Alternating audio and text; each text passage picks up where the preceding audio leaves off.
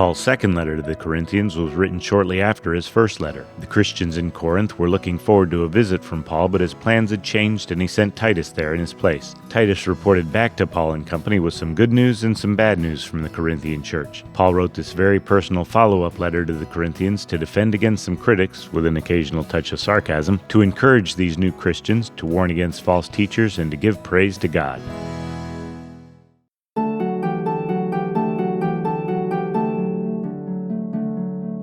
Paul's ministry was on fire up north, so he delayed his trip to the southern Greek city of Corinth. Even though he had been there 2 times already, the Corinthians felt snubbed by Paul, so he sent Titus in his place to greet and encourage them. Titus told Paul that his critics in town were accusing Paul of being heavy-handed and weak, harsh and timid, arrogant and overly humble, greedy and cheap. How does that work? Paul put out those fires by listing his credentials as an apostle chosen by God, while at the same time humbling himself. Not bad. He listed his resume of trials and difficulties he had gone through, but in his weakness, God shows his strength. Titus reported that while the Corinthians weren't perfect, they were growing and improving. In one specific case where a sinner had repented, Paul told them that they shouldn't tolerate immorality in the church, but when someone repents, forgive them and welcome them back. Paul's previous letter had been harsh but effective. It was intended to build them up, not tear them down, and that's what it did. Paul told them they were ambassadors who represented God, that God is a treasure inside us who are just jars of clay intended to show the flood of God's glory. Paul almost gives us a quick glimpse into heaven and tells us to beware of false prophets and says that this life is temporary, we're just passing through. He talks about giving. He says you don't have to, but if you do, you'll be blessed because God loves a cheerful giver, and he never even mentions tax deductions.